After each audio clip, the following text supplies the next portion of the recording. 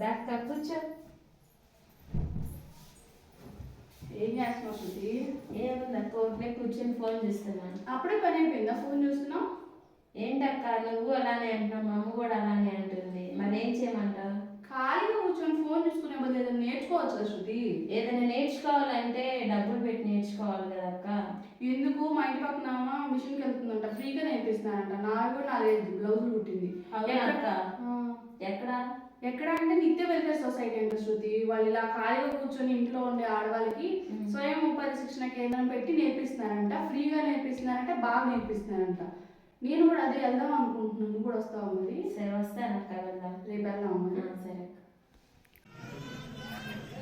Hi friends, నా పేరు ఆద్య, మా తాడికొండ. అందరికీ నమస్కారం. నిత్య వెల్ఫేర్ సొసైటీ ద్వారా ఇక్కడ అందరూ కుట్టు మిషన్ నేర్చుకున్నారు. దీని మూలంగా కుట్టు మిషన్ అనేది కాదు, చాలా వరకు చాలా నేర్చుకున్నారు. ఎవరితో ఎలా మాట్లాడాలి, ఎదుటాల గురించి ఏంటి అనేది చాలా నేర్చుకున్నాము. ఇలా అందరూ గ్యాదర్ అయ్యి ఒక చోట నేర్చుకోవాలంటే చాలా కష్టం. వేరే వేరే ఊళ్ళకి వెళ్ళడం ఇలా అంటే కుదరదు. కాబట్టి ఒక ఊర్లో పెట్టి ఇలా నేర్పించడం మూలంగా అందరు కలిసి నేర్చుకుంటున్నారు. దీని మూలంగా ఏంటంటే మనం నలుగురిలో మాట్లాడడం ఇవి కూడా నేర్చుకున్నాం. అంటే సాఫ్ట్ స్కిల్స్ ఇలాంటివి కూడా నేర్చుకున్నాం మనం.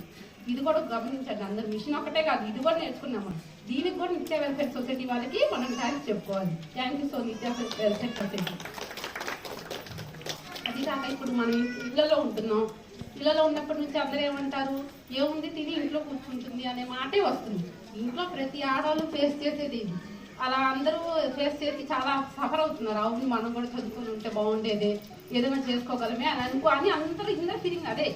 బయటకు చెప్పలేకపోయినా ఇందరి అందరికి అదే ఉంటుంది. కానీ ఇలా వీళ్ళు ఒక నిత్య వెల్ఫేర్ సొసైటీ అలా ఏదైనా కానీ ఇలా పెట్టి నేర్పించడం మూలంగా మనలో మనకి అనిపిస్తుంది, ఏది అబ్బో మనం నేర్చుకోవడం మూలంగా ఇలా ఏదో ఒకటి కుట్టగలుగుతున్నామే.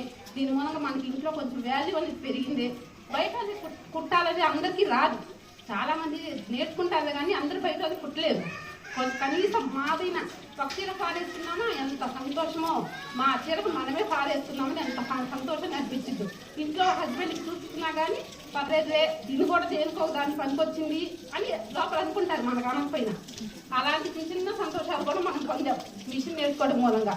ఇలాంటి చాలా దీని మూలంగా పొందగలిగాం. కాబట్టి చాలా థ్యాంక్స్ చెప్పాలి నిత్య వెల్ఫేర్ సొసైటీ వాళ్ళకి. మీరు ఇలాగే ప్రతి ఊర్లో ఇలా మా అందరినీ గ్యాదర్ చేసి మాకు ఫ్రెండ్షిప్ అనేది కూడా నేర్పించారు. ఇలా అన్ని నేర్పించాలని కోరుకుంటున్నాను. Thank you so much. Thank you నిత్య వెల్ఫేర్ సొసైటీ.